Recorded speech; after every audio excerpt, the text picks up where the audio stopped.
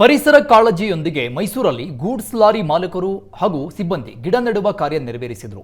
ಮೈಸೂರಿನ ರಿಂಗ್ ರಸ್ತೆಯ Nanjangud ಜಂಕ್ಷನ್ನಲ್ಲಿರುವ Devaraju Arasu truck ಟರ್ಮಿನಲ್ನಲ್ಲಿರುವ lorry ಮಾಲೀಕರು ಹಾಗೂ ಸಿಬ್ಬಂದಿ ಗಿಡ ನೆಡುವ ಕಾರ್ಯದಲ್ಲಿ ಪಾಲ್ಗೊಂಡಿದ್ದರು. ಪರಿಸರ ಸಂರಕ್ಷಣೆ ಉದ್ದೇಶದಿಂದ ಸಾರಿಗೆ ಸಚಿವ ರಾಮಲಿಂಗಾರೆಡ್ಡಿ ಅವರ ಸೂಚನೆ ಮೇರೆಗೆ ಸರ್ಕಾರದ ಟರ್ಮಿನಲ್ಗಳ ಖಾಲಿ ಜಾಗದಲ್ಲಿ ಗಿಡ ನೆಡುವ ಕೆಲಸ ಮಾಡಲಾಗ್ತಾ ಇದೆ. ಇದರ ಭಾಗವಾಗಿ ಇವತ್ತು ಮೈಸೂರಿನ ದೇವರಾಜ್ ಅರಸು ಟ್ರಕ್ ಟರ್ಮಿನಲ್ನಲ್ಲಿ ಸುಮಾರು 100ಕ್ಕೂ ಅಧಿಕ ಗಿಡಗಳನ್ನು ನೆಡಲಾಯಿತು. ಸಿಬ್ಬಂದಿಗಳೆಲ್ಲ ಸೇರಿ ಗುಂಡಿ ತೋಡಿ ಗಿಡ ನೆಟ್ಟು ಅದಕ್ಕೆ ನೀರು ಹಾಕಿದ್ರು. ಇನ್ನು 3 ವರ್ಷಗಳ ಕಾಲ ನೆಟ್ಟ ಗಿಡಗಳನ್ನು ಕಾಪಾಡುವ, ಅದಕ್ಕೆ ನೀರುಣಿಸುವ, ಸಂರಕ್ಷಿಸುವ ಕೆಲಸವನ್ನ ಟರ್ಬೋ ಸ್ಟೀಲ್ ಕಂಪನಿ ಮಾಡಲಿದೆ.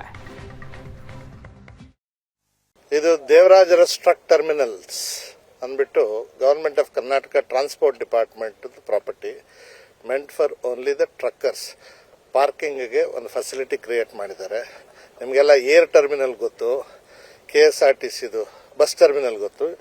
ಅದಕ್ಕಿಂತ ನಾನು ಹೇಳೋ ಲೆಕ್ಕದಲ್ಲಿ ಇದು ಇಂಪಾರ್ಟೆಂಟು. ಒಂದು ಸಿಟಿಗೆ ಲಾರಿಗಳು ಕಾರ್ಗೋ ತಗೊಂಡು ಬರ್ತದೆ, ಕಾರ್ಗೋ ತಗೊಂಡು ಬಂದಿದ್ದು ಸಿಟಿ ಒಳಗೆ ಎಂಟ್ರ್ ಆಗೋದು ಕಷ್ಟ ಆಗುತ್ತೆ.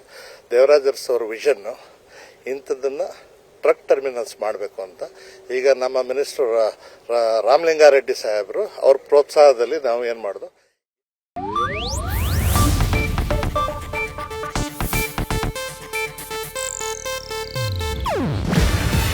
ಇದು ಏಷ್ಯಾನೆಟ್ ನ್ಯೂಸ್ ನೆಟ್ವರ್ಕ್ ಪ್ರಸ್ತುತಿ.